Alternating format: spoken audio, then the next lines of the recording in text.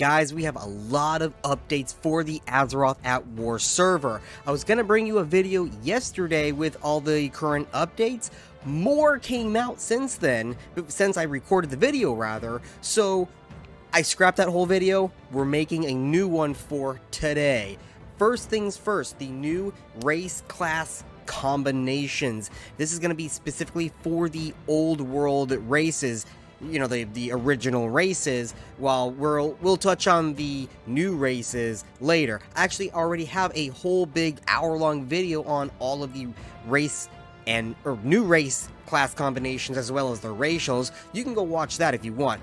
For now, let's start right here with the Alliance. You'll see humans can now be hunters, shamans, necromancer. You have dwarves who could be mages, shaman, and necromancer. Gnomes who can be necromancer for some reason. And you have night elves who could be mages. And then if you go over to the horde side, you have orcs that could be necromancers and mages. You have trolls that can be warlocks. You have undead, which could be necromancer and hunter, as well as one other thing we'll get to in a second.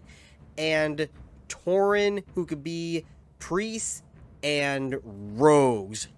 Oh yeah, Tauren rogue. Also, you have Blood Elf Warrior, but that should be a given, right? So, now, here's a picture of the shaman human. Look at this. Boom. It's there. It's ready to be. It's playable right now, according to Gromash's. Speaking of Gromash, everything around me right here, that is for now going to be the login screen of this server. It was announced and shown not too long ago. I felt it was fitting background for this video. But anyway, he showed off the human shaman, and on their Discord page where they have all of the updates, it's checked off, ready to be played. But remember when I said hold that thought about the undead? Check this out. Boom. Undead paladins. Yes, you could be an undead paladin. And there's the picture right there where he's wearing the Scarlet Crusade gear, because they're going to fit that into the lore of the server a little bit. If you hear any screeching, those are my sugar gliders. I apologize for that noise. But so that's all the race class combination that we're going to be talking about today. The next thing, which is going to be freaking amazing, are going to be the new sub races. So the sub races, sorry, they're still barking.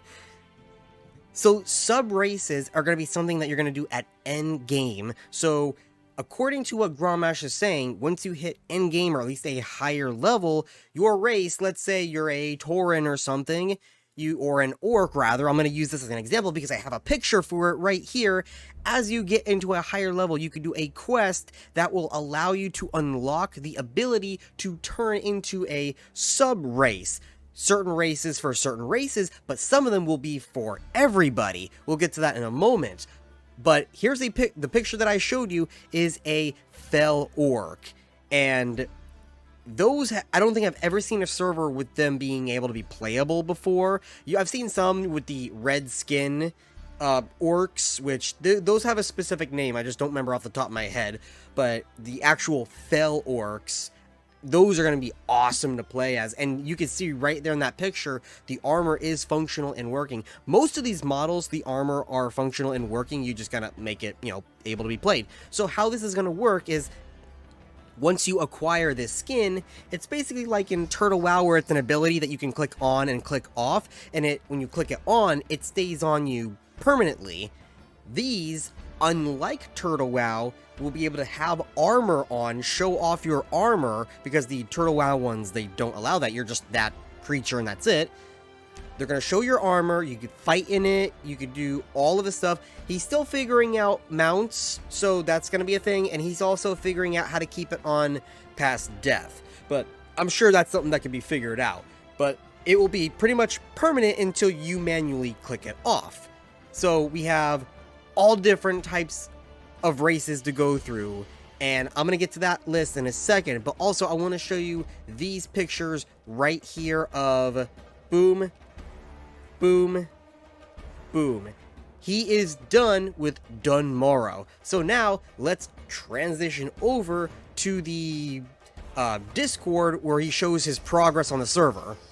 Okay, here we go right here. So this is the server progress tab. As you can see, Durotar, Elwyn, Dunmorrow, Tirisfal, done. He is done working on those. Now, Mulgore, Eversong, Azurmis, and Teldrassil are going to be original and the same. There may be a custom quest here and there, but generally are going to stay the same, while all of these other ones are going to be completely like custom quests, custom events, phasing, all the fun stuff. And now he's started on Silver Pine Forest, and I believe he said Loch Modan might be next, but I'm not quite sure on that. But he has started on Silver Pine, and with these level 10 to 20 areas, the only ones that are going to be staying original are going to be the Ghostlands, Bloodmist, and Darkshore. Now if we scroll past all that, because he is, of course, have not gotten to the mid game yet, or end game rather. If you go down here, he still hasn't quite working on the new playable race starting zones. Well, he's kind of started on Murlocs and kind of started on the Ice Trolls, but they haven't really moved or budged since the last time we've gone through an update. Classes, he's worked a little bit on Warrior, Rogue, Paladin, Shaman, and Druid, and also Necromancer has bumped up to 80% done when it was originally, I think, like 30 or something. He's working on that Necromancer class, and it is almost done. Now, here's what's cool. The playable races, the new ones, the Murloc, the Goblin, the Forest Troll, all of them, done. Boom. They are playable and ready to go. Last time I looked at this, he was still held up on the Worgen and the Goblin. They're done. They're ready to go.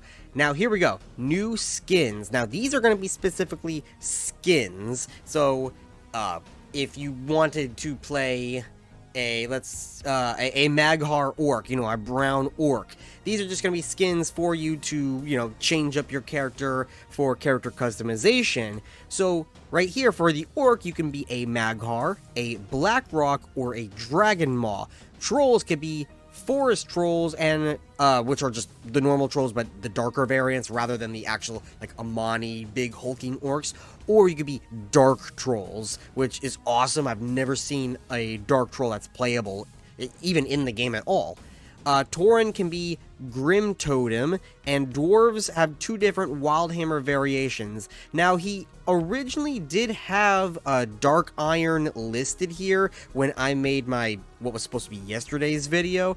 That's gone, so I don't know where that went, but I'm sure it will be playable at some point. I'm going to move my fat head here so you can see the rest of this. Transmog, it's been done. The site looks like he's worked on it a little bit, but not much since then. Sub races are at 10%.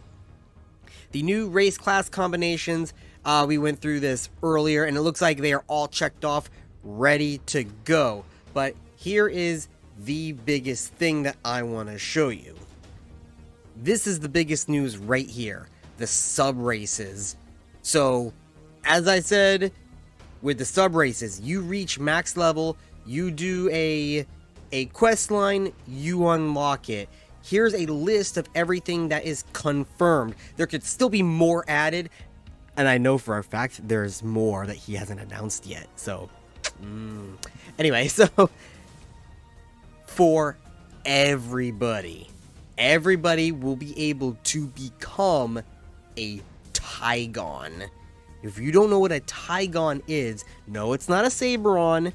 A Tygon, typically seen in troll raids, are usually priests that follow the wild gods and through their blessings become a humanoid version of that god, typically tigers and panthers and lions, which are why they're more cat-like and called Tygon. Now, because it is just typically trolls, but typically it's just a blessing through a wild god, I'm thinking that's what it's gonna be. You could be any race, worship a wild god, and you'll become a Tygon. For humans, he's gonna have fat variants, thin variants, and Scarlet Crusader. I don't really know what the fuck that means about Scarlet Crusader being a sub-race. What the fuck does that even mean? It literally just put on a tabard and you're a Scarlet. That's it. The fat and the thin. Uh, okay, wait. There are fat humans. Oh, there's actually thin humans in vanilla. They're alpha World of Warcraft models, so they still have that alpha look, like how there are alpha modeled other things, but they never changed it into the current version, or they never updated the model. Anyway, there are fat humans in vanilla WoW. You see them as like mayors all the time, that if you're a horde player, you're killing them a lot. Especially like in Hillsbrad or something. Shut up, sugar ladders. There are fat humans, and then there are thin humans that you would see in like the dead mines. You know, those dudes with the red bandana. Well, all of the Defias have red bandanas. You know what I mean? They're stealth, right? When you attack the mage in the cave, then they come up. They're sneaking.